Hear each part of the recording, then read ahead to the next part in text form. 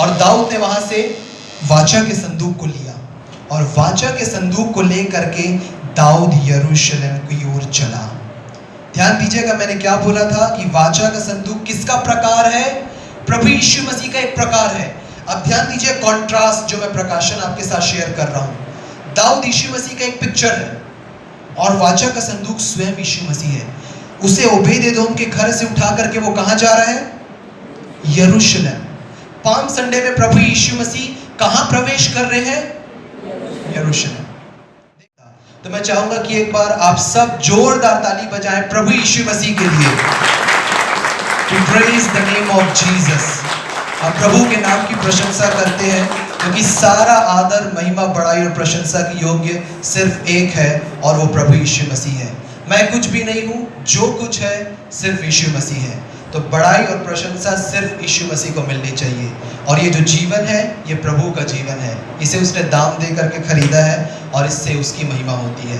तो आज हम प्रभु को धन्यवाद देते हैं कि आज पाम संडे का ये दिन है और पाम संडे का दिन हमारे लिए बहुत स्पेशल है। स्पेशल इसलिए है क्योंकि आज के दिन हमारे प्रभु यीशु मसीह राजा बन करके जो वो है, पर आज के दिन वो एक राजा बन करके एक स्पेशल प्रेजेंस के साथ, एक अद्भुत भीड़ के साथ वो यरूशलेम में प्रभु यीशु मसीह प्रवेश किए। और आज जो परमेश्वर के वचन से जो कुछ बातें मैं आपके साथ शेयर करूंगा, आप सचमुच में इसके द्वारा ब्लेस्ड होंगे। क्योंकि जब मैं इस पे मेडिटेट कर रहा था, प्रभु ने एक नए प्रकाशन को मेरे सामने में प्रभु ने रखा, जिसे मैं कभी नहीं देखा था, जिसे मैंने कभी नहीं जाना। और मैं इसके पहले कई जगह पर, कई चर्चेस में मैं पाम संडे में मैं प्रीच कर चुका हूँ, ऑनलाइन में प्रीच कर चुका हूँ। और हर बार जब मैं प्रीच किया हूँ, हर बार एक नए प्रकाशन को मैंने पाया है, हर बार मैंने एक नई चीज़ों को मैंने शेयर किया है। और आज जब मैं आपके यहाँ पे आया हूँ तो आज मैं एक नए प्रकाशन के साथ खड़ा हुआ हूँ। Because Bible is new every time. हमेशा जब आप पढ़ोगे, पवित्र आत्मा ऐसे आंखों को खोलते हैं और आप उसी जगह पे एक नई चीज़ों को आप देखने के लिए पाएंगे। तो आज की सर्विस को मैं बाइबल की एक प्रोफेसी से, एक भविष्यवाणी से मैं शुरू करूँगा और वो आपको मिलेगा होशे उसका 6वां अध्याय और उसका 2रा पद। होशे भविष्यवक्ता की पुस्तक, उसका 6वां अध्याय और उसका 2रा पद। यहाँ पे परमेश्वर के जो नबी है, भविष्यवक्ता है होशे, उसने एक प्रोफेसी की प्रभु की अगुवाई में होकर के। और वो प्रोफेसी थी कि 2 दिन के बाद वो तुझको चिल्लाएगा और तीसरे दिन उठा करके फिर से खड़ा करेगा। 2 दिन के बाद वो तुझको जिलाएगा और तीसरे दिन उठाकर फिर से खड़ा करेगा। तब हम हमेशा उसके प्रेजेंस में, उसके सम्मुख हम रहेंगे। अब ध्यान दीजिएगा कि आज मैं और आप, हम तीसरे दिन में हैं। आज हम 3rd जनरेशन में हैं और 3rd जनरेशन में हमको ये जानना चाहिए कि प्रभु यीशु मसीह वो दूसरे दिन में थे। वो हमारे लिए मारे गए, गाड़े गए, मृतकों में से जी उठे। और प्रभु यीशु मसीह, बाइबल हमको बताती है, कुरिन्थियों में आप पढ़ेंगे, 1 कुरिन्थियों 15 में, कि मरे हुओं में से जी उठने वाले में प्रभु यीशु मसीह पहला उठे हैं। और जब हम प्रभु यीशु मसीह में हैं तो हम भी प्रभु यीशु मसीह, बैप्टिज्म का यही मतलब होता है, उसकी मृत्यु में, बरियल में और रिजरेक्शन में हम सहभागी हुए। तो हम प्रभु यीशु मसीह के द्वारा हम जिलाए जा चुके हैं। आज हम 3rd जनरेशन में हैं, या मैं कहूँ तीसरे दिन में हैं। और तीसरे दिन की भविष्यवाणी क्या है कि वो तीसरे दिन हमको उठा करके फिर से खड़ा करेगा। तो आज हम प्रभु यीशु मसीह में हैं, मतलब हमारे सारे पाप क्षमा हो चुके हैं, हमारे पास अनंत जीवन है, हमारे पास धार्मिकता का वरदान है, बहुतायत का अनुग्रह है। अब प्रभु यीशु मसीह हमको रैप्चर में लेने के लिए आने वाले हैं, जो कि आप पढ़ेंगे 1 कुरिन्थियों उसका 4वां अध्याय। आप इसे आराम से पढ़िएगा 15 से लेकर के 18 तक। वहाँ पे बाइबल में लिखा हुआ है, तब हम जो जीवित और बचे रहेंगे एक साथ प्रभु यीशु मसीह के साथ उठाए जाएंगे। उठाए जाने के लिए ग्रीक वर्ड आया है हरपाज़ो, जिसका मतलब होता है रैप्चर। और होशे ने क्या प्रोफेसी की है? होशे ने भविष्यवाणी की कि तीसरे दिन वो हमको उठा कर खड़ा करेगा। तो आज हमारी निगाहें प्रभु यीशु मसीह की ओर है कि वो हमको लेने के लिए आने वाले हैं। पर आज के समय में, नाउ फॉर दिस टाइम, हम थोड़ा सा भविष्यवाणी में हम पीछे जाएंगे दूसरे दिन में। तो इस चीज को याद रखिएगा कि सेकंड कमिंग ऑफ जीसस, यीशु का द्वितीय आगमन, ये अलग चीज है। रैप्चर ये अलग चीज है और इसे अभी हम आज के सरमन में हम देखेंगे कि रैप्चर और सेकंड कमिंग ऑफ जीसस दोनों का वर्णन आज के मैसेज में आएगा, जिससे आप ब्लेस्ड होंगे। तो ध्यान दीजिएगा कि परमेश्वर का वचन हमको बताता है कि दूसरे दिन वो हमको क्या करेगा, जिलाएगा, और तीसरे दिन क्या करेगा, उठा कर खड़ा करेगा, तब हम उसके सम्मुख रहेंगे। तो जब प्रभु हमको लेकर के अपने पास जाएंगे तब हम उनकी प्रेजेंस में हम उनके साथ रहेंगे। तब ध्यान दीजिएगा कि हम परमेश्वर के वचन में जब हम जाते हैं पाम संडे में, तो बाइबल में ऐसी कोई भी चीज़ नहीं है जिसका महत्व ना हो। हर एक चीज़ों का बाइबल में सिग्निफिकेंस है, हर एक चीज़ों का बाइबल में महत्व है, हर एक नाम, हर एक नंबर, हर एक स्थान, एवरीथिंग हैज़ द सिग्निफिकेंस। पर आज डिफरेंस आता है कि आज दो बातें हमारे सामने में आती हैं कि आज लोग या तो बाइबल की बातों को नहीं समझ पाते हैं, और समझ पाते हैं तो उसको समझने में वो मंदमती हैं। ये मैं अपने मन से नहीं बोल रहा। आप लूका 24 अध्याय पढ़ेंगे, जब दो चेले इम्माउस के मार्ग पर जा रहे थे, वो निराश थे। क्यों निराश थे? क्योंकि उन्होंने भविष्यवक्ताओं की बातों पर ध्यान नहीं दिया था। उन्होंने सोचा कि यीशु मसीह इस्राएल को छुटकारा देगा, पर यीशु मसीह तो बलिदान हो गए। पर बाइबल बताती है यीशु मसीह आप उनके करीब आए और आकर के यीशु ने उन्हें बोला कि हे मंदमतियों और भविष्यवक्ताओं की बातों पर विश्वास करने में मंदमतियों, क्या तुमने नहीं सुना? और फिर प्रभु यीशु मसीह ने मूसा और सारे भविष्यवक्ताओं से आरंभ करके अपने विषय लिखी बातों कर यीशु ने उनको समझा दिया। तो हमको इस चीज़ को ध्यान में रखना ज़रूरी है कि पूरी बाइबल प्रभु यीशु मसीह से भरी हुई है। डिफरेंस आता है कि हम या तो उसे नहीं समझ पा रहे हैं, हम उसको समझने में मंदमती हैं, या हम उस पर विश्वास नहीं कर पा रहे हैं। ये दो चीज़ों को प्रभु ने लूका 24 में बोला था। इसलिए हमको हमेशा होली स्पिरिट की ज़रूरत है कि पवित्र आत्मा हमको रिवील करें उन भेद की बातों को जो परमेश्वर के वचन में लिखी हुई है। तो अब हम सीधे जाएंगे पाम संडे वाले इवेंट में, जो हमने पढ़ा यूहन्ना रचित सुसमाचार उसका 12वां अध्याय। हम हर बार इसे देखते हैं कि प्रभु यीशु मसीह एक अपने दो चेलों को भेजते हैं कि सामने के गांव में जाओ, वहाँ पे तुम्हें एक गधी मिलेगी और गधी के साथ एक गधी का बच्चा तुम्हें बंधा हुआ मिलेगा जिस पर कोई नहीं बैठा, तुम उसे खोल करके लाना। यदि कोई पूछे तो कहना कि प्रभु को इसका प्रयोजन है। ये जो वस्तु है, ये जो वस्तु इन द सेंस कि आज आपके पास गधी नहीं है, आज आपके पास कोई चीज़ जो है जो प्रभु के प्रयोजन में काम आ सकती है, तो उसे हम इन द सेंस कह सकते हैं कि ये चीज़, ये वस्तु, ये जानवर, ये जो भी चीज़ है, ये प्रभु के लिए उपयोग में आने वाली है। तो प्रभु ने कहा कि प्रभु को इसका प्रयोजन है, और प्रभु यीशु मसीह यरूशलेम में विजय प्रवेश किए। तो बाइबल मेरे और आपको बताती है यूहन्ना 12वें अध्याय में कि जब यीशु मसीह यरूशलेम में प्रवेश किए तो एक बड़ी भीड़ वहाँ पर थी। अब ये बड़ी भीड़ कैसे थी, इसको देखने के लिए हमको एक अध्याय पहले देखना पड़ेगा।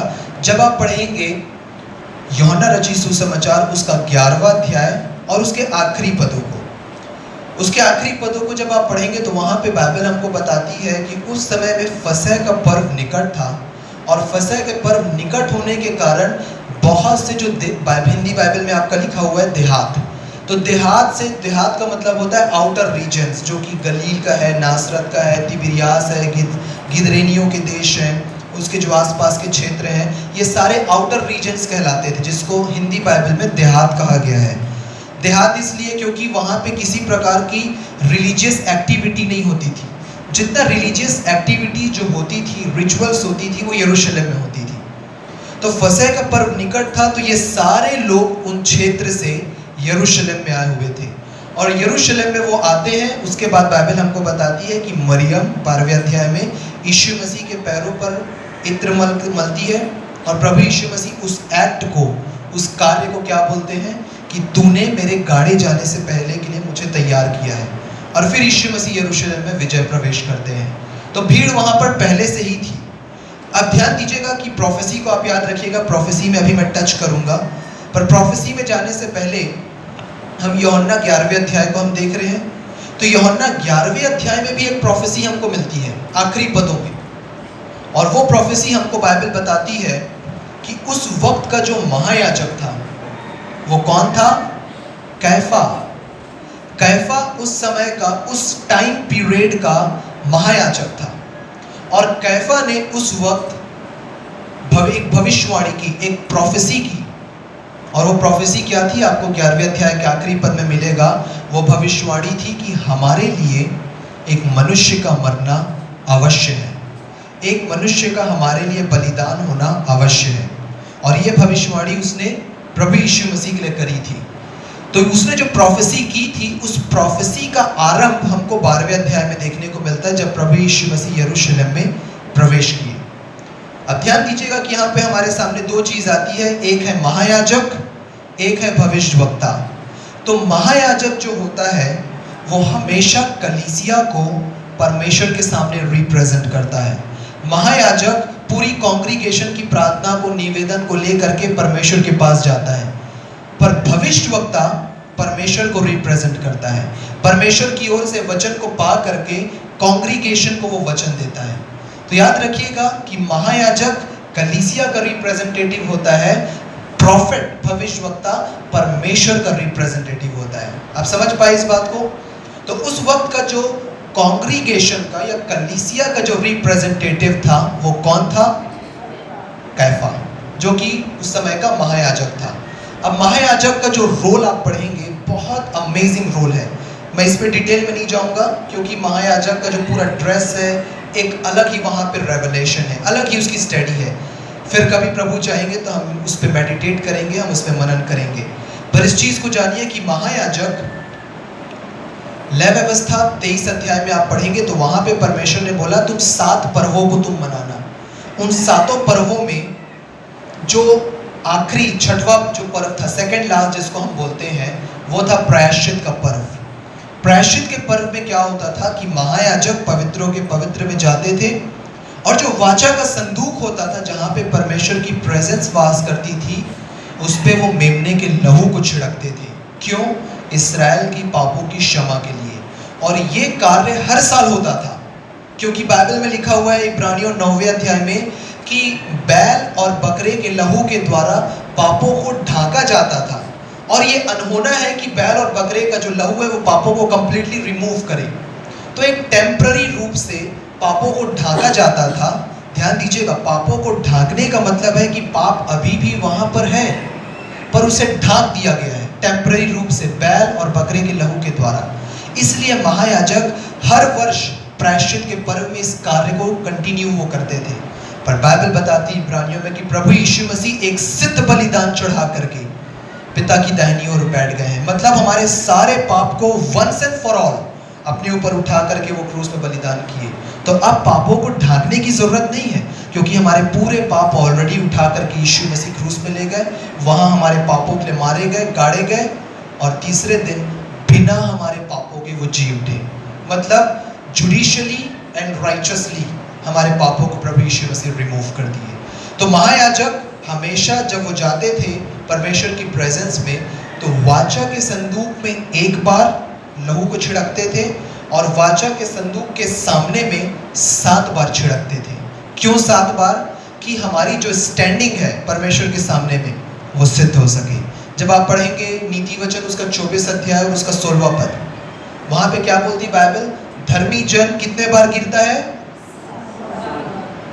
और मेमने के लहू को वाचा के संदूक के सामने कितने बार छिड़कते थे महायाजक? देखिए, एक एक चीजों का बाइबल में सिग्निफिकेंस है। हमारी स्टैंडिंग, हमारी जो परमेश्वर के सामने जिस रूप से हम खड़े हो रहे हैं वो परफेक्ट हो जाए, इसलिए पहले से परमेश्वर ने ये ऑर्डर अपने महायाजक को दिया था कि तुम लोगों के लिए 7 बार लहू को वहां पर तुम छिड़कना। इसलिए आज हम 7 बार भी जब हम गिर जाए हमारे पास कॉन्फिडेंस है, क्योंकि हम यीशु मसीह में धर्मी हैं। बाइबल बोलती है कि धर्मी जन, बाइबल ये नहीं बोलती कि कोई भी गिर जाए तो 7 बार गिरे और उठ जाए, नहीं, धर्मी जन 7 बार भी गिरे तो भी उठ खड़ा होगा। इस पद को आप हमेशा याद रखिएगा, जो कि मेरे पसंदीदा पदों में से है, 2 कुरिन्थियों 5वां अध्याय उसका 21वां पद। इसे लिख लीजिए, मेमोराइज कर लीजिए, याद करिए। ये बहुत पावरफुल वर्स है। आप मेरे रूम में आएंगे तो मेरे रूम में ये पद फ्रेम है, मैं इसे अपने पर्सनल के लिए मैं फ्रेम करके रखा हूँ और मैं हमेशा इसे प्रीच करता हूँ। वहां पे बाइबल बोलती है जो पाप से अज्ञात था, कौन? प्रभु यीशु मसीह।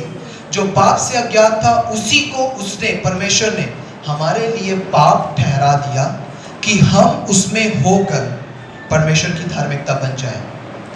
अब मैं आपको बोलता हूं कि आप हमेशा अपने आप को यीशु मसीह में परमेश्वर की धार्मिकता बोलिए।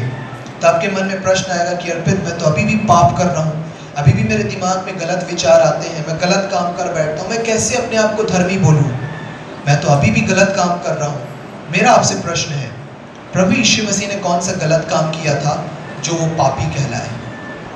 विचार करिए। बाइबल बोलती है कि यीशु मसीह कोई पाप नहीं किए, वो पापी ठहराए गए। He was declared sinner। उनमें कोई पाप नहीं था, ना वो पाप किए, वो क्रूस पे हमारे पापों को लेकर के पापी ठहराए गए। मैं और आप, हमने कोई भी अच्छा काम नहीं किया, हम अभी भी हमारे दिमाग में गलत विचार आते हैं, हम गलत काम करते हैं, पर यीशु के क्रूस के द्वारा हम धर्मी ठहराए गए। We were declared righteous। अपने कार्यों के द्वारा धर्मी नहीं है, अपने सोच विचार के द्वारा धर्मी नहीं है, हम यीशु के लहू के द्वारा, उसके क्रूस पर के कार्यों के द्वारा धर्मी ठहराए गए हैं। राइचस बाय डीड्स अलग है, राइचस बाय डिक्लेरेशन अलग चीज है। तो इस चीज को जब आप देखना, कभी भी आपके जीवन में गलत विचार आएंगे या कोई आप गलत काम करेंगे, ऑफ कोर्स आएगा। एवरीडे आप जब आप अपने जीवन का, रोजमर्रा का जीवन जियोगे, किसी न किसी प्रकार की गलती होगी, मिस्टेक होगी। और बाइबल बोलती है, जैसा तुम्हारा पिता सिद्ध है तुम भी सिद्ध बनो। हम सिद्ध नहीं है, हम प्रोसेस में हैं, हम प्रक्रिया में हैं सिद्ध बनने की। तो बाइबल मेरे और आपको बताती है कि जब आपके पास ऐसे मिस्टेक आप करेंगे, तुरंत एक एक्यूजेशन की आवाज आएगी, और वो शैतान है जो आकर के बोलता है, देखो तुम्हारे जीवन में ये गलत विचार आया, तुमने ये गलत काम किया और तुम अपने आप को धर्मी बोलते हो।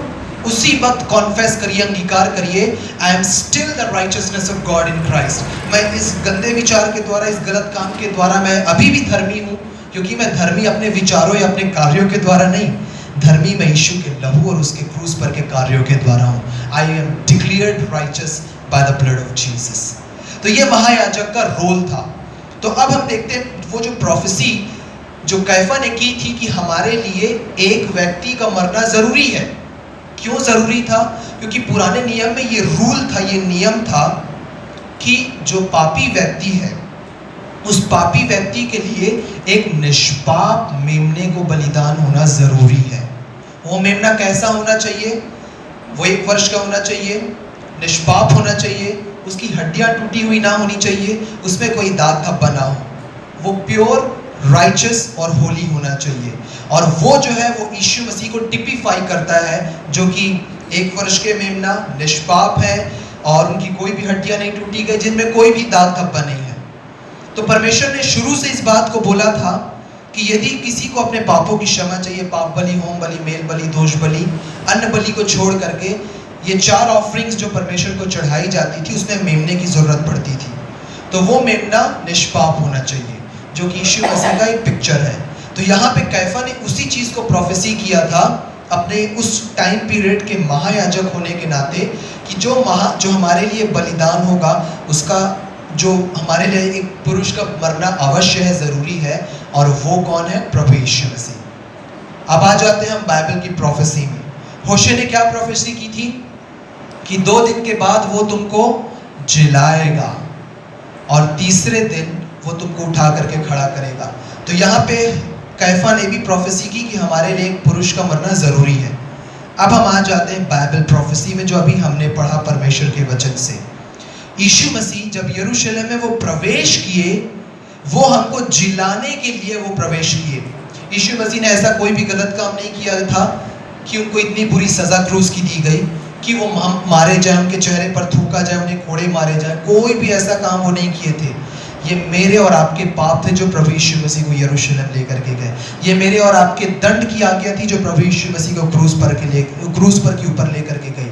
वो जो कुछ भी किए वो हमारे लिए किए।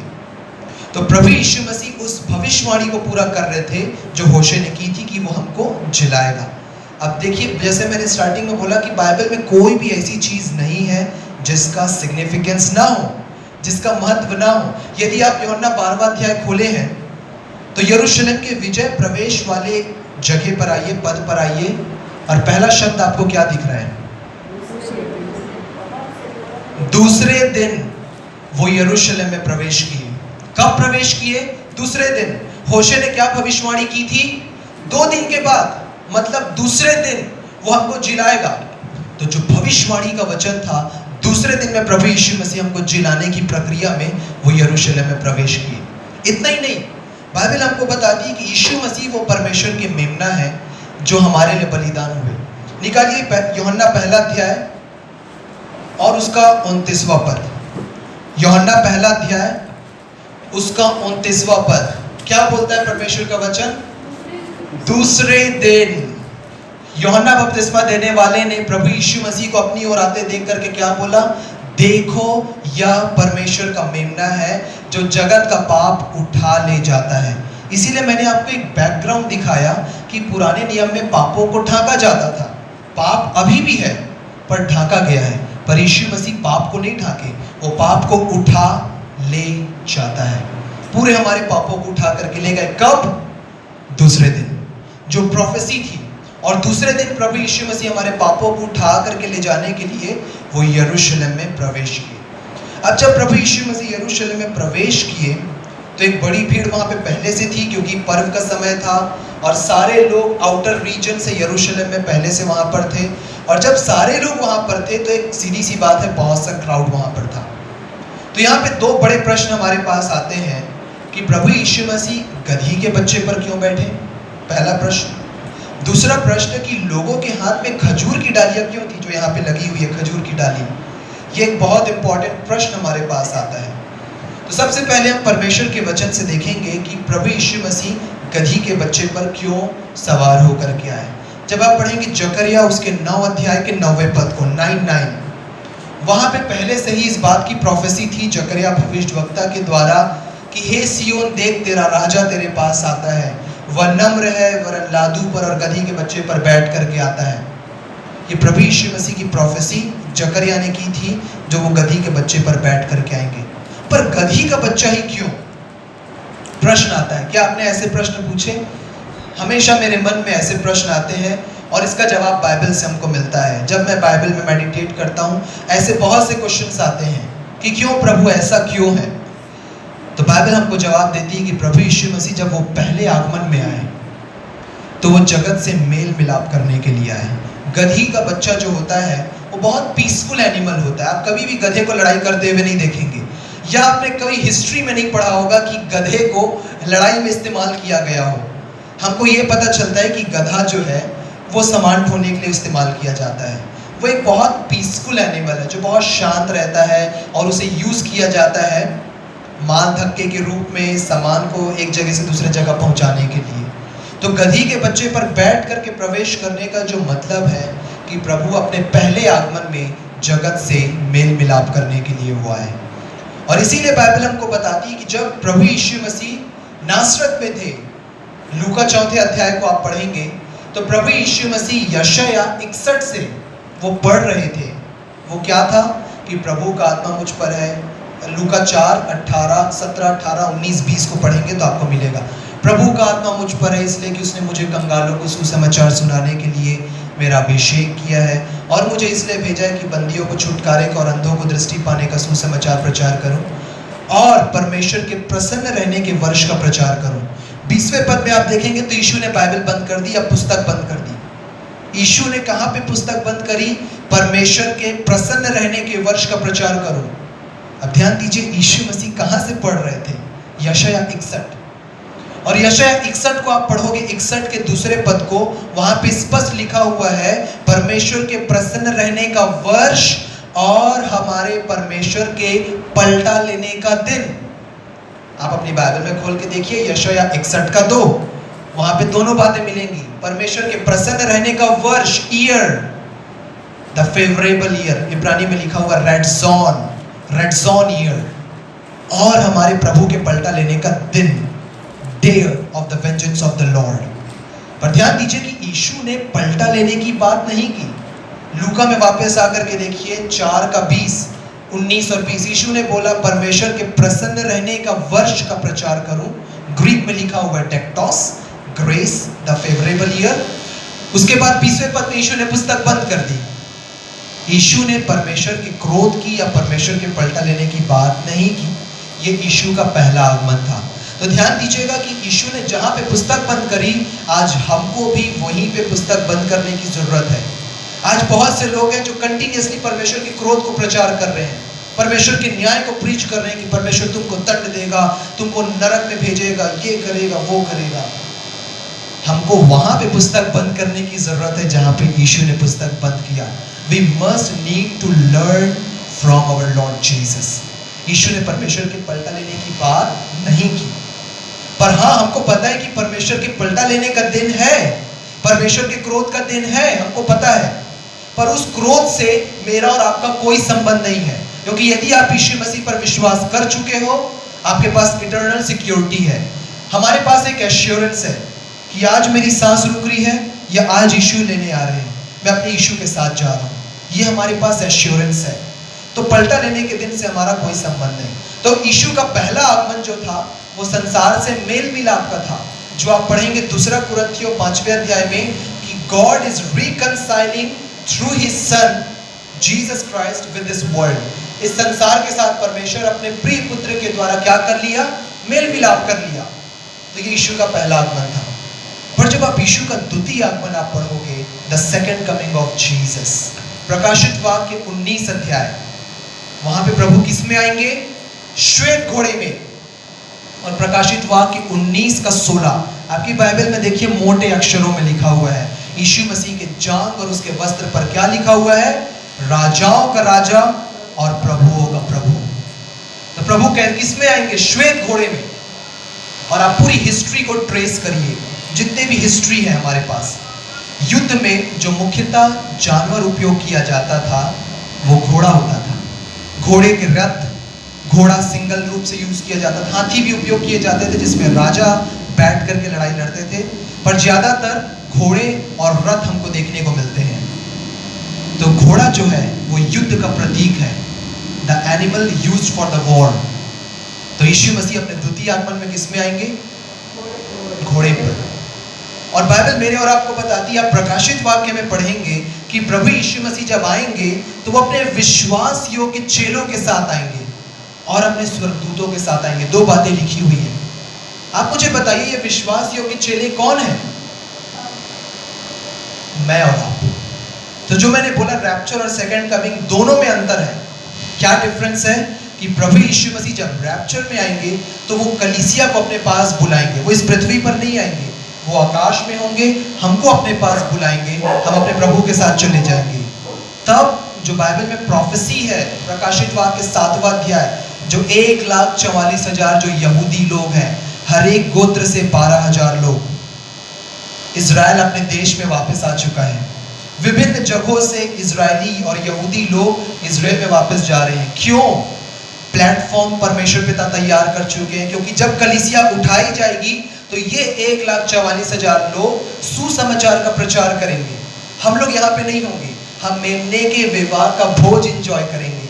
उसके बाद जब हम चले जाएंगे यहाँ से, तब एंटी क्राइस्ट प्रकट होगा। अभी एंटी क्राइस्ट नहीं आएगा, कभी हम डिटेल में हम मेडिटेट करेंगे तो मैं आपके साथ शेयर करूंगा बाइबल से वर्ड टू वर्ड। तो हमको पता चलता है कि एंटी क्राइस्ट अभी नहीं आया है। कलीसिया के जाने के बाद एंटी क्राइस्ट आएगा, फिर 7 साल का जो ट्रिब्यूलेशन है वो आएगा। उस समय इजराइल प्रचार करेगा। उसके बाद प्रभु यीशु मसीह आएंगे अपने विश्वास योग्य चेलों के साथ। तो जब हम रैप्चर में उठाए जाएंगे तब तो हम द्वितीय आगमन में यीशु के साथ आएंगे। यदि उठाए ही नहीं गए हैं, स्वर्गदूत बस बाइबल बोलती तो हमको पता है कि स्वर्गदूत पहले से यीशु के साथ है, पर बाइबल बोलती विश्वास योग्य चेले। तो ये प्रश्न आता है कि वो कहाँ से पहुंचे यीशु के पास? ये मैं और आप हैं जो हम यीशु के साथ उठाए जाएंगे। तो ये हमारा पहला सवाल है कि यीशु मसीह अपने पहले आगमन में जब वो आए तो संसार से मेल मिलाप करने के लिए आए, पर द्वितीय आगमन में जब आएंगे तो वो संसार का न्याय करने के लिए आएंगे। अब दूसरा प्रश्न हम जल्दी से देखेंगे कि लोगों के हाथ में खजूर की डालियां क्यों थी? ये बाइबल में हमको इसका जवाब नहीं मिलता। हम थोड़ा सा हमको इतिहास के पन्नों में जाना पड़ेगा, थोड़ी सी हमको हिस्ट्री देखनी पड़ेगी बाइबल की, जिससे हमको पता चलेगा कि लोग खजूर की डाली क्यों रखे थे। अब ध्यान दीजिएगा कि प्रभु यीशु मसीह जब यरूशलेम में प्रवेश किए, एक बड़ी भीड़ थी और लोग खजूर की डाली लेकर के क्या चिल्ला रहे थे? होशन्ना। और वहाँ के जो लोग थे वो यहूदी लोग थे, तो वो इब्रानी में बोल रहे थे बरूख हम्मा होशेम अदोनाई, बरूख हम्मा होशेम अदोनाई, धन्य है वह जो प्रभु के नाम से आता है, परम धाम में होसन्ना, होशन्ना। तो जब प्रभु यीशु मसीह आए तो लोग वहां पे एक मैसेज दे रहे थे एक संदेश और एक प्रार्थना वो प्रभु यीशु मसीह से कर रहे थे इनडायरेक्टली, उस खजूर की डाली के द्वारा। जब हम पढ़ते हैं बाइबल में कि बाइबल की हिस्ट्री हमारे पास है, बाइबल की हिस्ट्री के अलावा एक बहुत अच्छे इतिहासकार हैं जोसेफस। उन्होंने बहुत अच्छी बाइबल की हिस्ट्री को उन्होंने स्वयं जाकर के खोज किया और उन्होंने उसे अपने इतिहास के पन्नों में उन्होंने लिखा है। तो यहूदियों में एक शासक थे, एक रूलर थे जिनका नाम था जूडास मैक्काबियस। मैक्काबियस हम उन्हें बोलते हैं और उस शासन काल को बोला जाता है मैक्काबियन रूल।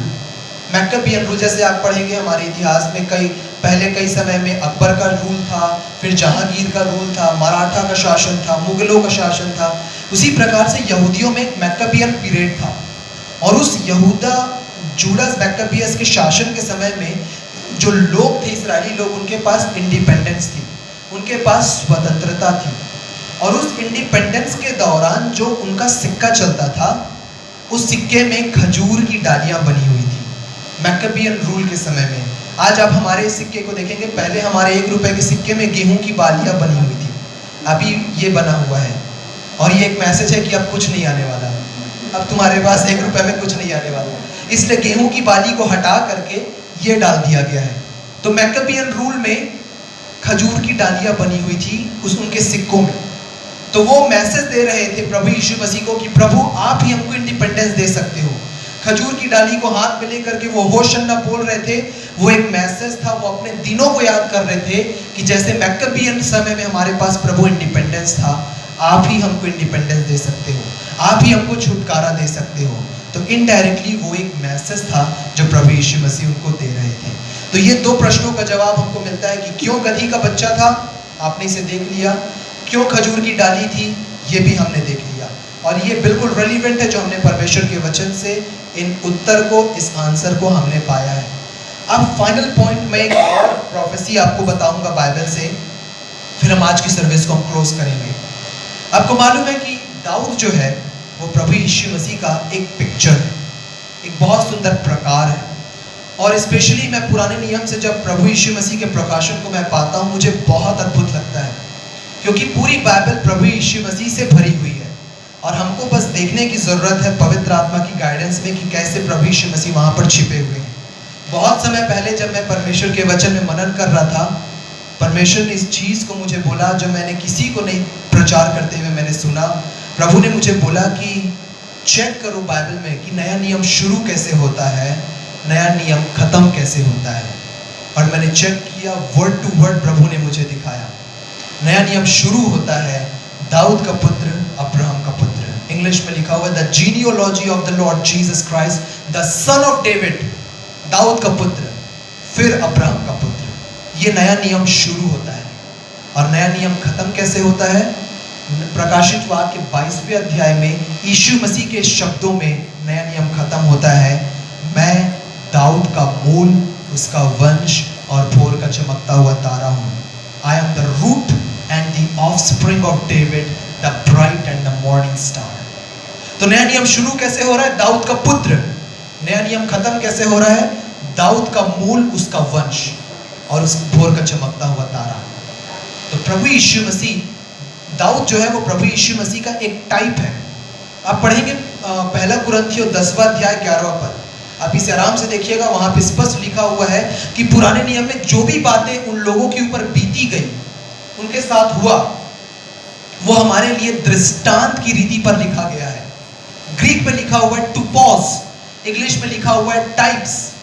मतलब जितनी बातें हम पुराने नियम में पढ़ते हैं वो एक प्रकार का दृष्टांत है, एक प्रकार का टाइप है जो कि किसी ना किसी इवेंट से या वस्तु से जो नया नियम में है हमको देखने को, पढ़ने को, जानने को मिलता है।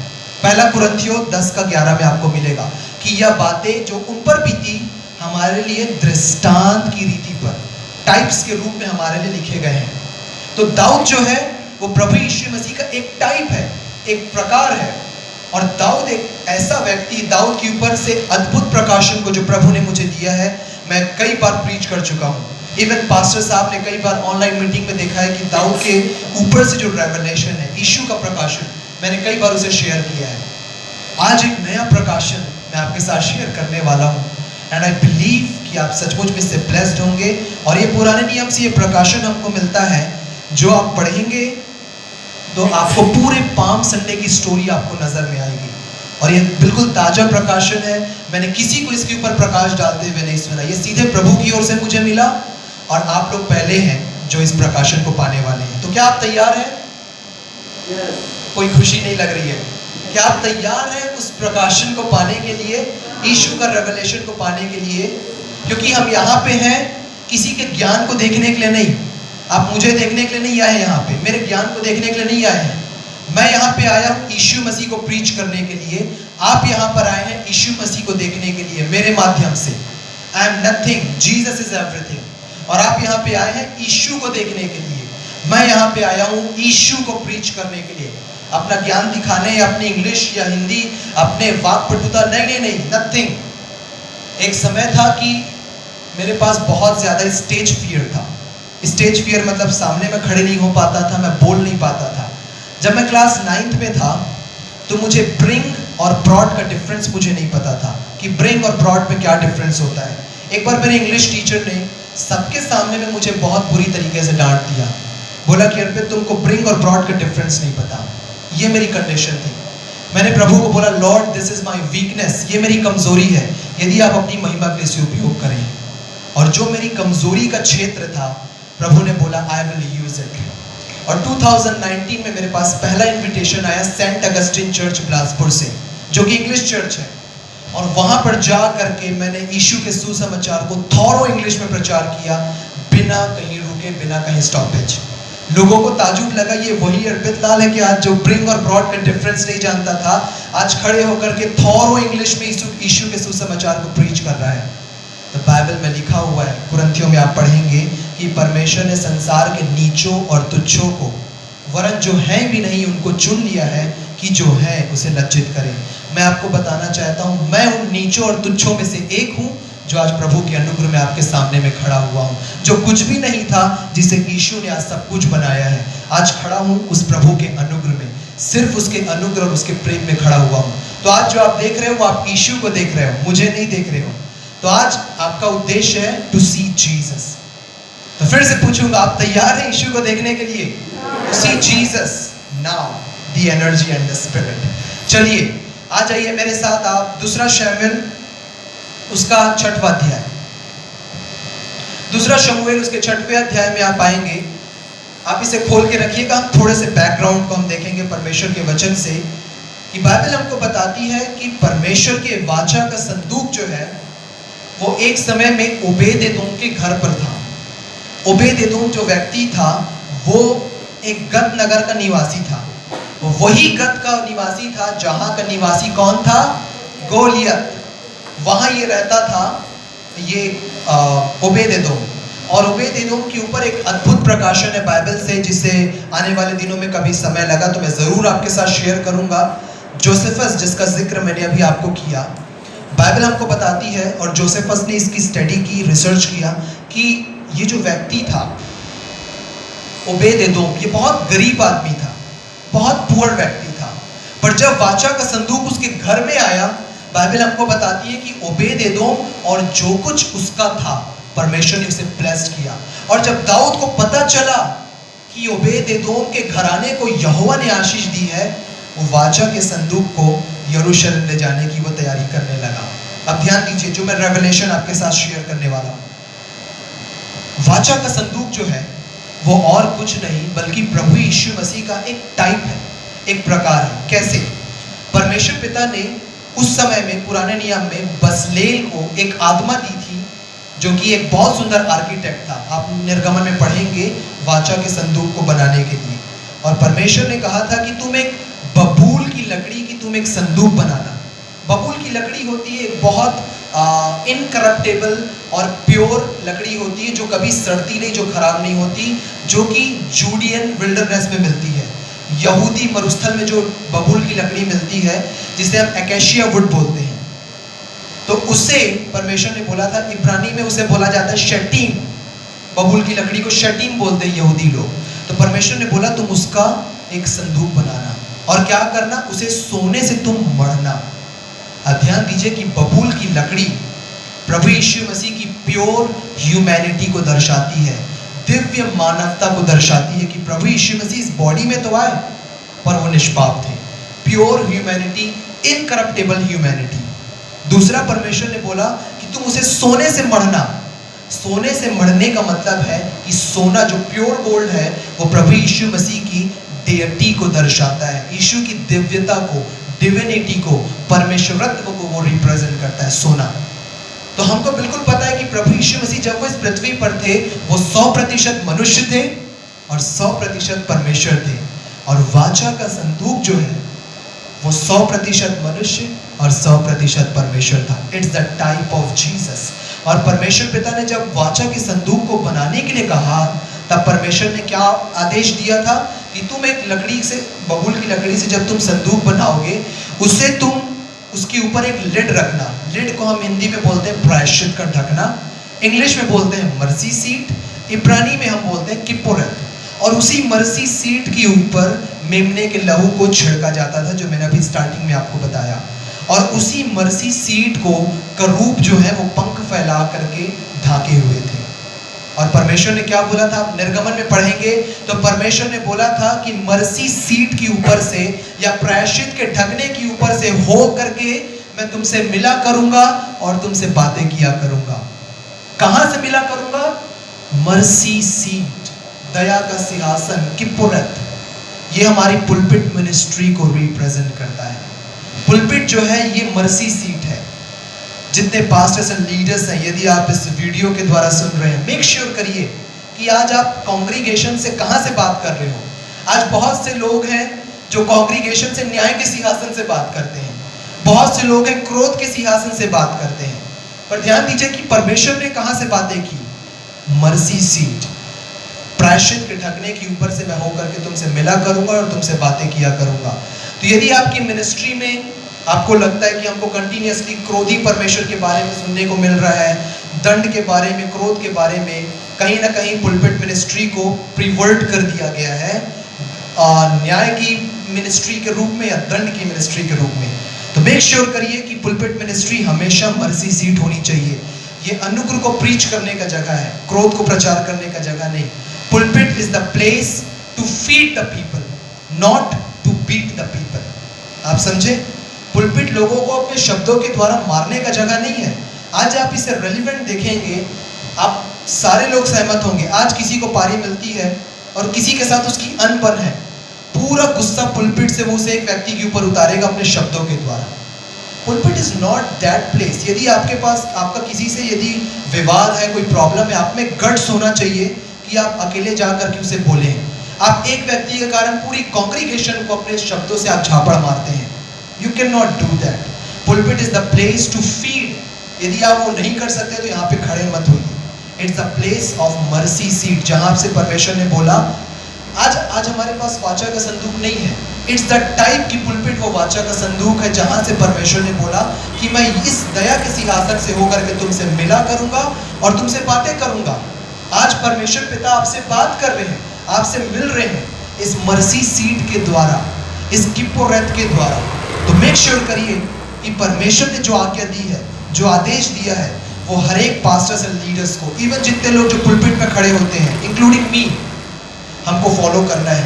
We must need to preach from the mercy seat. हमको अनुग्रह के सिंहासन से प्रचार करने की और यीशु को प्रीच करने की जरूरत है।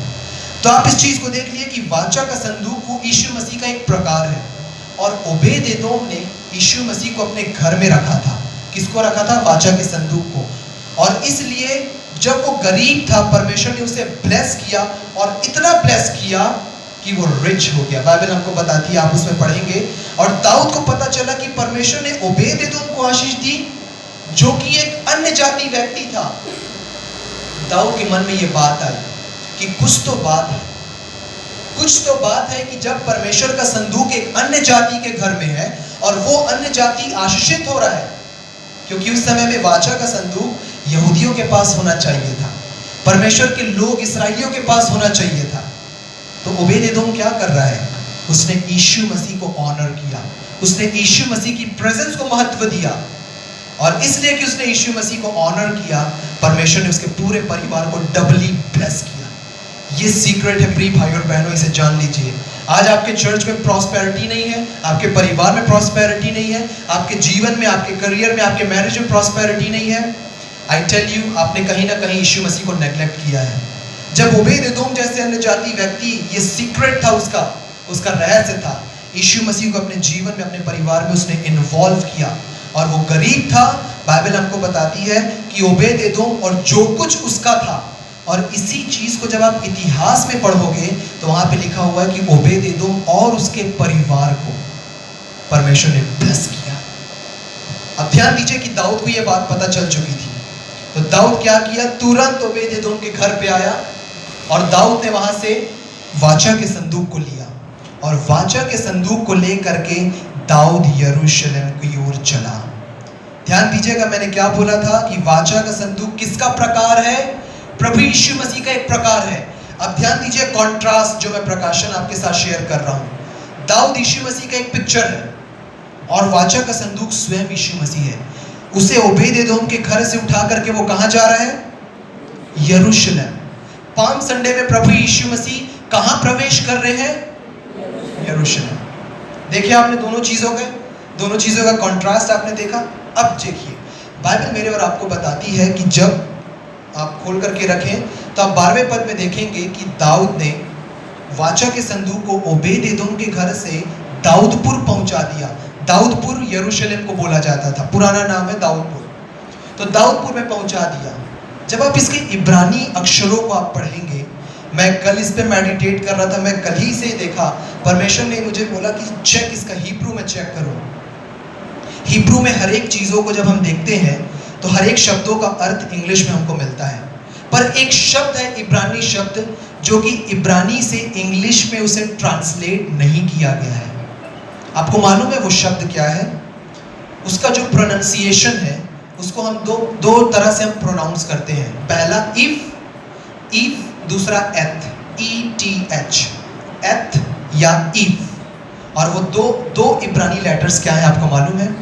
पहला है आलिफ, दूसरा है टाफ। जिस प्रकार से हमारे इंग्लिश अल्फाबेट में पहला लेटर है ए, आखिरी लेटर है जेड, इब्रानी अल्फाबेट में पहला हिब्रू लेटर है आलिफ, आखिरी हिब्रू लेटर है टाव। और वो इब्रानी लेटर जो है वो प्रभु यीशु मसीह का एक पिक्चर है, प्रभु यीशु मसीह का एक सिग्नेचर है। जब प्रभु यीशु मसीह प्रकाशित वाक्य में यूहन्ना के पास आए तो यीशु ने क्या बोला? मैं ही अल्फा हूँ, मैं ही ओमेगा हूँ। तो ग्रीक का, यूनानी शब्द का जो पहला लेटर है वो है अल्फा, आखिरी लेटर है ओमेगा। तो प्रभु यीशु मसीह जब यूहन्ना के पास आए तो यूहन्ना स्वयं यहूदी था, तो प्रभु यीशु मसीह ने उसे यूनानी नहीं बोला होगा, प्रभु यीशु मसीह उसे इब्रानी में बोला होगा। पर हमारा नया नियम ग्रीक में लिखा गया है। तो प्रभु ने क्या बोला होगा? अनि आलिफ, अनि टाफ। अनि का मतलब I am Alif, I am tough. तो वो प्रभु यीशु मसीह वहां पे छिपे हुए हैं और आप प्रभु यीशु मसीह को कोई भी तरह से आप यीशु मसीह को ट्रांसलेट नहीं कर सकते। एक बहुत अच्छा बाइबल स्टडी टूल है ब्लू लेटर बाइबल। गूगल में आप सर्च करेंगे, उसमें जाइएगा, ब्लू लेटर बाइबल में दूसरा शमूएल 6वां अध्याय 12वें पद को आप देखिएगा तो उसमें पूरा आपको हिब्रू दिखेगा। हिब्रू में जब आप देखेंगे ETH, एथ, आलिफ, टाफ, वहाँ पे डैश है, वो ट्रांसलेट नहीं किया गया है। तो it's a type of Jesus. तो प्रभु यीशु मसीह का सिग्नेचर, यीशु की प्रेजेंस वहाँ पर थी वाचा के संदूक में। और बाइबल बोलती है कि दाऊद ने वाचा के संदूक को यरूशलेम में पहुँचा दिया और वहाँ पे प्रभु यीशु मसीह की प्रेजेंस थी कि उसने यरूशलेम में यीशु मसीह को पहुँचा दिया।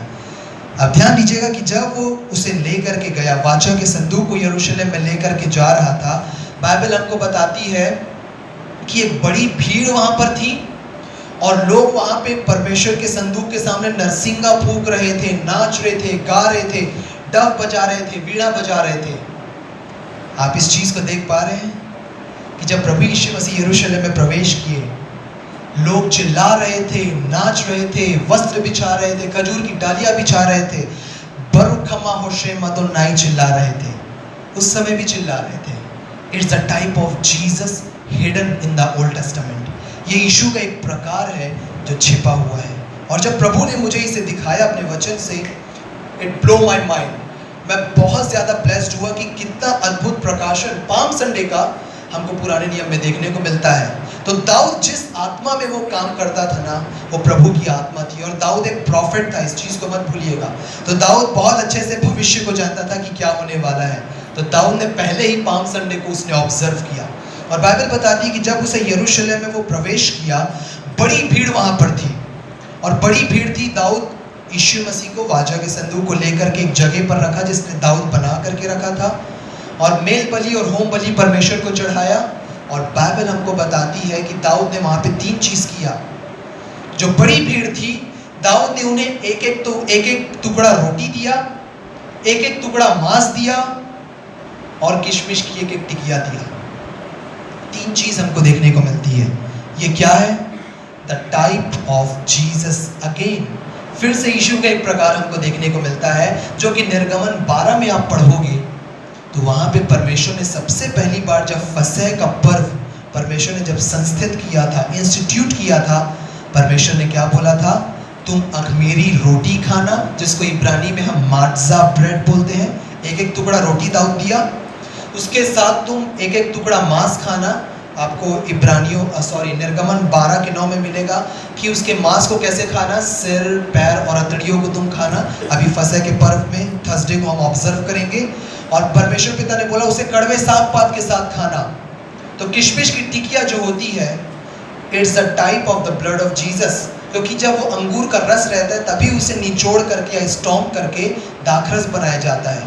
पर उसी अंगूर को जब सुखा दिया जाता है तो वो किशमिश बन जाता है। तो वहाँ पे 3 चीज़ हमको देखने को क्या क्या मिली? रोटी, यीशु मसीह की देह, बॉडी, यीशु मसीह जो कि मांस का टुकड़ा जो कि यीशु मसीह की बॉडी है, सिर, पैर और अतड़ी जो कि निर्गमन 12 में हमको पढ़ने को मिलता है, और किशमिश की टिकिया, द ब्लड ऑफ जीसस, जो हमारे पापों को रिमूव कर दिया। ये तीनों चीज़ों को दाऊद ने एक पर्पस के साथ उन लोगों को दिया। तो जब दाऊद इन चीज़ों को उन लोगों को दिया और बड़े आनंद के साथ, बाइबल हमको बताती दाऊद एपोद को बांध करके वो नाच रहा था। मैं बस थोड़ा सा कुछ पॉइंट इसका बचा है, फिर हम इसे क्लोज करेंगे। तो दाऊद एपोद को बांध करके वो परमेश्वर की प्रेजेंस में वो नाच रहा था। पर उसकी जो पत्नी थी मीकल, वो उसे ऊपर से देखी और ऊपर से देख करके वो मन ही मन में उदास हुई या क्रोधित हुई या चिढ़ने लगी कि ये क्या कर रहा है, ये इस्राएल का राजा पूरी प्रजा के सामने नंगा नाच रहा है। और वो दाऊद से एक तरह से लिटरली दाऊद को उसने रिजेक्ट किया।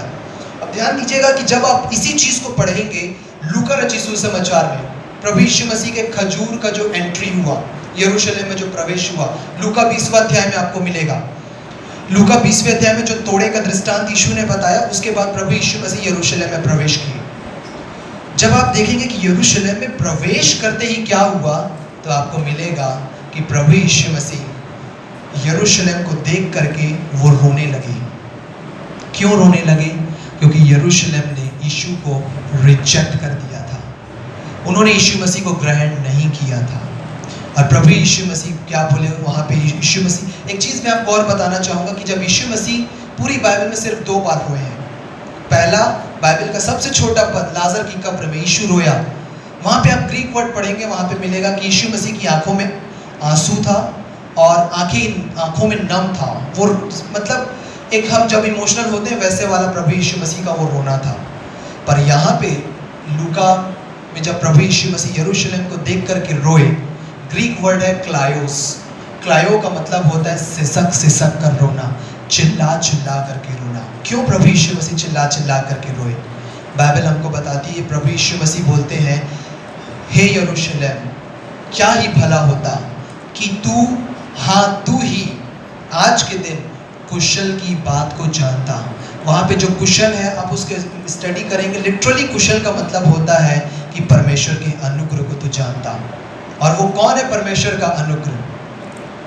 प्रभु यीशु मसीह। बाइबल हमको बताती है वचन देहधारी हुआ और अनुग्रह और सच्चाई से परिपूर्ण होकर हमारे बीच में डेरा किया, और हमने उसकी ऐसी महिमा देखी जैसे पिता के इकलौते की महिमा। तो अनुग्रह कौन है? प्रभु यीशु मसीह। तो यीशु मसीह बोल रहे, क्या ही भला होता कि तू उस कुशल की बात को या परमेश्वर के अनुग्रह को जानता, पर अब वो तेरी आंखों से छिप गई है। और प्रभु यीशु मसीह ऑलरेडी जान रहे थे कि यरूशलेम के फ्यूचर में क्या है। एक चीज़ को आप याद रखिएगा कि यदि जब परमेश्वर आपसे बहुत प्रेम करते हैं तो शैतान आपसे बहुत नफरत करेगा। इस चीज़ को हमेशा याद रखिएगा। इसलिए आपको प्रभु की बहुत ज़रूरत है। प्रभु यरूशलेम को बहुत प्रेम करते थे, उतना ही ज़्यादा यरूशलेम शैतान के द्वारा चिढ़ने वाला नगर है या देश है, या इस्राएल जो देश है। इसीलिए तो प्रभु ने बोला कि कितनी बार मैंने चाहा यरूशलेम, हे यरूशलेम, कि जैसे मुर्गी अपने बच्चों को अपने पंखों तले छिपा ले, मैं भी तुझे छिपा लूँ, पर तुमने ना चाहा। आपको कंसेंट देने की ज़रूरत है कि प्रभु मुझे अपने पंखों तले छिपाओ। जब तक आप कंसेंट नहीं दोगे, प्रभु कभी आपको फोर्स नहीं करेंगे कि मेरे से उद्धार ले लो, मेरे से अनंत जीवन ले लो। नहीं, आपका पहला स्टेप होना चाहिए, Lord I want to receive you. इसीलिए बाइबल बोलती है जो कोई उस पर विश्वास करे, ओपन इन्विटेशन, किसी के ऊपर फोर्स नहीं है। All you need to do is to receive Jesus. और जब आप यीशु को रिसीव करोगे, वो आपको प्रोटेक्ट करेंगे, आपको संभालेंगे।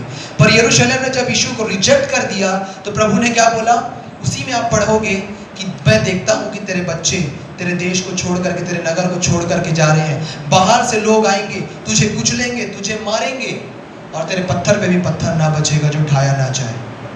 AD 70 में हमने देखा कि रोमन्स यरूशलेम में आए, पूरे यरूशलेम को डिस्ट्रॉय कर दिए। और आपको मालूम है कि इन लोगों को अपने देश को छोड़ करके जाना पड़ा। और जब अपने देश को छोड़ करके गए, हिटलर के कंसंट्रेशन कैंप्स में 60 लाख यहूदियों को मार दिया गया। यदि वो यीशु को रिसीव करते तो ऐसा नहीं होता। All you need to do, ये ओपन इन्विटेशन हर एक लोगों के लिए, जितने वीडियो के द्वारा मुझे सुन रहे हैं, ये आपके लिए है। All you need to do is to believe in Jesus. सिर्फ यीशु पर आपको विश्वास करने की जरूरत है। तो उन लोगों ने यीशु को क्या किया, रिजेक्ट कर दिया। और यीशु ने बोला कि काश ये कुशल की बात, ये परमेश्वर के अनुग्रह को तू जानती। यरूशलेम को यीशु ने बोला। ध्यान दीजिएगा कि उस समय में जब दाऊद यरूशलेम में प्रवेश किया, यीशु ने ये बात कब बोली, यरूशलेम में प्रवेश करके। उस समय में दाऊद जब यरूशलेम में प्रवेश किया, उसकी पत्नी जो थी मीकल, आपको मालूम है मीकल का अर्थ क्या होता है? मैंने जब इसमें मेडिटेट किया, अमेजिंग रेवलेशन है। बाइबल में हर एक चीज़ों का सिग्निफिकेंस होता है। मीकल का 2 अर्थ होता है, आप नाम पढ़ेंगे, मीकल का स्टडी करेंगे। एक होता है रेव्यूलेट। रेव्यूलेट का मतलब होता है छोटी नदी या छोटा नाला। और यरूशलेम में आपको एक छोटा नाला मिलेगा जिसको हम बोलते हैं किद्रोन नाला। और दूसरा मीकल का अर्थ होता है हु एज गॉड, परमेश्वर के जैसा, हु एज गॉड। आप किसी से भी आज आप पूछिए विश्व में कि ऐसा कौन सा नगर है, ऐसा कौन सा जगह है जो परमेश्वर के जैसा है। आप ही मुझे बताइए कौन सा जगह है जो परमेश्वर के जैसा है इस पूरे पृथ्वी में? यरूशलेम। यरूशलेम वो जगह है, सियोन जिसे परमेश्वर ने चुना। भजन संहिता 132, सियोन कहाँ है? यरूशलेम में है। तो मीकल का अर्थ क्या होता है? छोटा नदी या छोटा नाला, या और हु एज गॉड, परमेश्वर के जैसा। तो यरूशलेम परमेश्वर के जैसा है। तो मीकल यरूशलेम का एक प्रकार है। और जब दाऊद वहां पे प्रवेश किया वाचा के संदूक के साथ, मीकल मन में कुड़कुड़ाई, या मैं दूसरे शब्दों में कहूं, यरूशलेम मन में कुड़कुड़ाया और उसे यीशु को उसने ग्रहण नहीं किया। और उसने क्या बोला कि आज दाऊद जो कि इस्राएल का राजा है, उघाड़े बिना वस्त्र के नाच रहा था। क्या ये इस्राएल का राजा है? दाऊद ने क्या बोला? I love the declaration. दाऊद ने बोला कि वो परमेश्वर यहोवा जिसने तेरे पिता को इस्राएल का राजा बनाया और तेरे पिता के स्थान पे मुझे चुना कि मैं इस्राएल की प्रजा की चराई करूं। दाऊद एक स्वयं शेफर्ड बॉय था, और दाऊद अपने डीप इन हिज हार्ट, अपने मन की गहराई में वो जानता था कि जो एक असली चरवाहा है, जो एक असली राजा है, वो प्रभु यीशु मसीह है। तो दाऊद ने इस बात को बोला कि मैं उस संदूक के सामने, उस यीशु के सामने, उसकी प्रेजेंस के सामने मैं नाचा हूं, और यदि जरूरत पड़ी तो इससे भी नीचा गिरूंगा। और आपको मालूम है कि जब मीकल ने यीशु को रिजेक्ट किया अपने वर्ड्स के द्वारा, तो क्या हुआ? वो आखिरी पदों में खत्म होता है कि मीकल के अंत तक उसकी कोई भी संतान उत्पन्न नहीं हुई। यरूशलेम ने जब यीशु को रिजेक्ट किया, यरूशलेम से उन लोगों को वहां से जाना पड़ा, और लिटरली उनका कोई संतान उत्पन्न नहीं हुआ, इसका मतलब है कि एक ऐसा जीनोसाइड वहां पर चालू हो गया था हिटलर के द्वारा कि पूरी जनरेशन को खत्म कर दिया जाए, कि कोई संतान यहूदियों में से ना बचे। आप देख पा रहे हैं चीजों को, how beautiful Jesus is hidden in the old testament. और दाऊद जो है वो परमेश्वर की प्रेजेंस को आनंद के साथ नाचते गाते यरूशलेम में वो लेकर के आता है। आज हमारे प्रभु यीशु मसीह जो राजाओं के राजा और प्रभुओं के प्रभु हैं, आज वो यरूशलेम में प्रवेश किए हैं और प्रभु की प्रेजेंस आज हमारे बीच में है। तो इसका ये मतलब नहीं कि प्रभु इस्राएल को छोड़ दिए हैं। आप रोमियो 11 को पढ़ेंगे तो वहां पे पता चलता है कि उनका रिजेक्शन हमारे एक्सेप्टेंस का कारण बना। वो रिजेक्ट किए गए, इसलिए आज हम ग्रहण किए गए। परमेश्वर उन्हें छोड़े नहीं है। आज हम अपना कार्य कर रहे हैं, सुसमाचार प्रीच कर रहे हैं, रैप्चर में हम उठा लिए जाएंगे। यरूशलेम में वापस लोग विभिन्न देशों से, यूरोप से, रशिया से, इंडिया से, इथियोपिया से, सारे जगह से यहूदी लोग इजराइल में वापस आ रहे हैं। लैंड प्लेटफॉर्म तैयार हो चुका है। दूसरा दिन प्रभु यीशु मसीह हमको जिला चुके हैं। आज हम थर्ड जनरेशन में हैं। तीसरे दिन वो हमको क्या करेगा? उठा करके खड़ा करेगा। We are ready, I believe we are ready.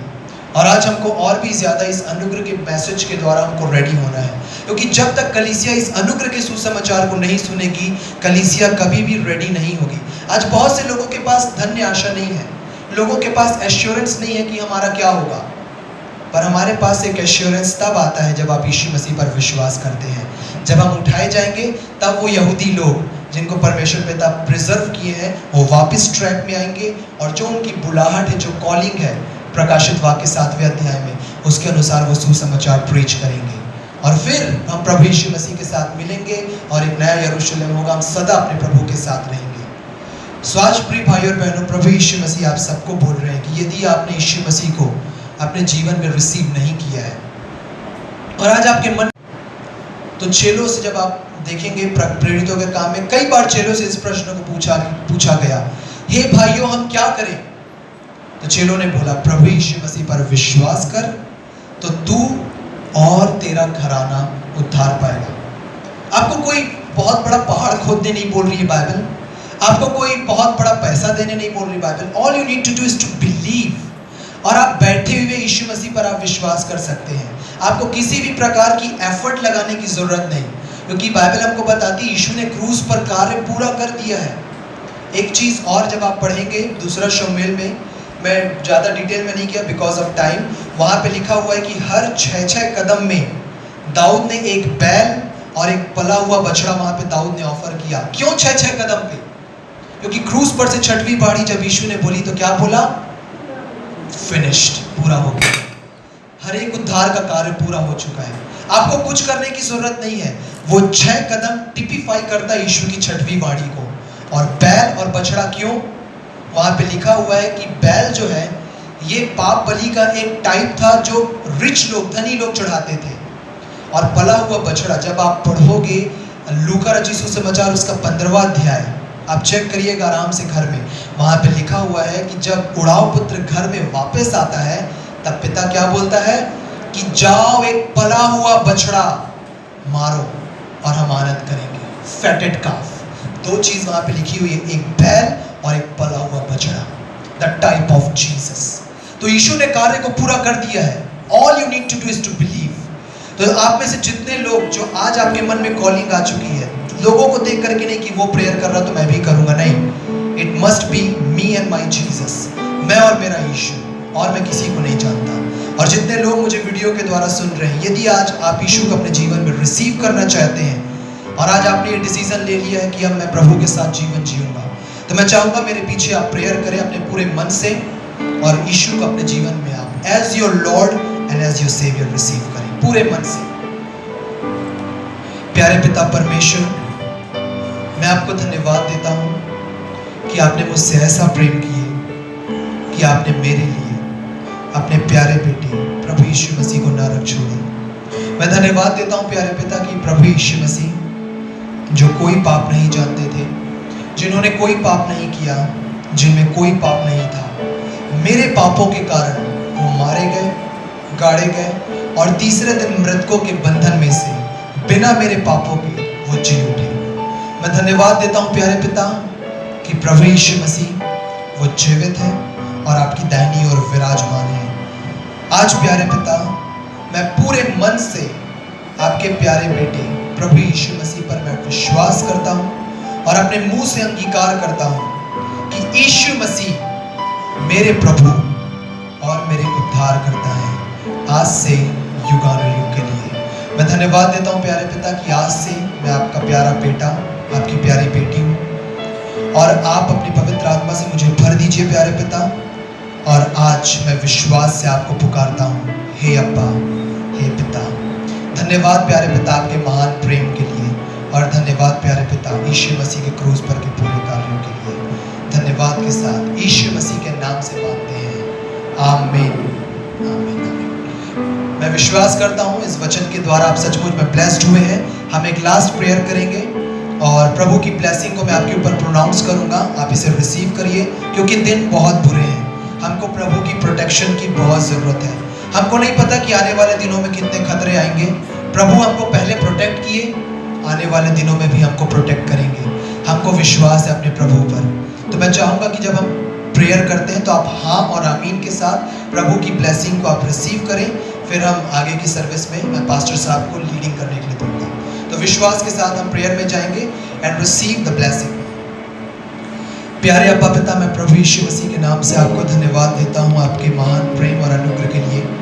और मैं प्रार्थना करता हूँ प्यारे पिता इस कॉन्ग्रीगेशन के लिए, इस CNI चर्च की कलीसिया के लिए और जितने लोग जो मेरी आवाज़ के अंदर में है प्यारे पिता, इस वीडियो के द्वारा, लाइव के द्वारा प्यारे पिता, मैं प्रार्थना करता हूँ हर एक लोगों को प्रभु यीशु मसीह के नाम से स्पर्श करिए अभी इसी वक्त अब्बा पिता। और मेरी प्रार्थना है अब्बा पिता कि जो भी प्रकार की तकलीफ, समस्या और जो भी प्रकार की डिजीज इस चर्च में और इस चर्च के मेंबर्स में प्यारे पिता और जो लोग वीडियो के द्वारा सुन रहे हैं, right now I pray in the name of Jesus, all the diseases be healed in the name of the Lord Jesus Christ of Nazareth and every problems be loosed in the name of Jesus. जो भी समस्या है आज अभी इसी वक्त प्रभु यीशु मसीह के नाम से छूट गई आपके जीवन से। और मैं प्रार्थना करता हूँ पिता इस कलीसिया के लिए और हर एक विश्वासियों के लिए कि इन्हें यीशु मसीह के नाम से अब्राहम की आशीष से आशीषित करिए प्यारे पिता। अपने मुख का प्रकाश इन पर चमकाइए अब्बा पिता। ये जो कुछ भी करते हैं उनमें यीशु मसीह के नाम से इन्हें सफलता दीजिए प्यारे पिता परमेश्वर। ये चर्च में जो स्टूडेंट्स हैं वो अपने करियर में प्रॉस्पर हो, जो बिजनेसमैन हो अपने बिजनेस में प्रॉस्पर हो, जो प्रोफेशन में है प्यारे पिता वो अपने प्रोफेशन में ब्लेस्ड हो। मेरी प्रार्थना है रेवरेंड सैमसन सैमुअल के लिए प्यारे पिता, उन्हें यीशु मसीह के नाम से अपने अभिषेक से भर दीजिए प्यारे पिता, जो कि आपके अनॉइंटेड दास है प्यारे पिता। उन्हें और अपनी आशीष से भरिए कि आपकी भीड़ों की चराई को और भी भीड़ों को हरी हरी चराइयों में चराएं प्यारे पिता। और मेरी प्रार्थना है कि इस कलीसिया पर पास्टर साहब के ऊपर यीशु मसीह के नाम से मैं आपके ज्ञान और प्रकाश की आत्मा को मांगता हूँ प्यारे पिता कि और भी नए तरीके से प्रभु यीशु मसीह को देखें वचन में, और भी ज्यादा प्रभु यीशु मसीह में और यीशु के अनुग्रह में ये आगे बढ़ते चले जाएं प्यारे पिता। और मेरी प्रार्थना है कि ये कलीसिया और जितने विश्वासी मेरी आवाज़ के अंदर में हैं प्रभु यीशु मसीह के नाम से अब्बा पिता मैं सबको यीशु के लहू में बांधता हूँ अब्बा पिता। और मेरी प्रार्थना है कि इन विश्वासियों को और हम सबको अब्बा पिता आने वाले दिनों में जो भी डेंजर्स आएंगे हमें उसकी चिंता नहीं है, क्योंकि हमें पता है कि आप अपने लोगों को आप प्रोटेक्ट करेंगे। तो मैं आपकी प्रोटेक्शन को मांगता हूँ प्यारे पिता, जैसे मुर्गी अपने बच्चों को अपने पंखों तले छिपाती है, आप हम सबको अपनी अनुग्रह और अपनी सुरक्षा के पंखों तले छिपा करके रखिए कि अब्बा पिता जब संसार हमें देखे तो हमारे जीवन से हमारे प्रभु यीशु मसीह के नाम की महिमा हो। फिर से आज के दिन अब्बा पिता आपकी प्रेजेंस के लिए, आपके अनुग्रह के लिए और प्रभु यीशु मसीह के क्रूस पर के पूरे कार्यों के लिए हम आपको हृदय से धन्यवाद देते हैं। पवित्र आत्मा की वंडरफुल गाइडेंस के लिए अब्बा पिता की होली स्पिरिट यीशु मसीह को हमें देखने में हमारी अगुवाई की, हम आपको हृदय से धन्यवाद देते हैं। और सारा आदर, महिमा, बड़ाई, प्रशंसा सिर्फ और सिर्फ हम प्रभु यीशु मसीह को देते हैं। और धन्यवाद के साथ इस प्रार्थना को यीशु मसीह के नाम से मांगते हैं और प्रभु के लोग बोलेंगे आमीन, आमीन, आमीन। प्रभु आप सबको बहुतायत की आशीष देवे। God bless you all and shalom.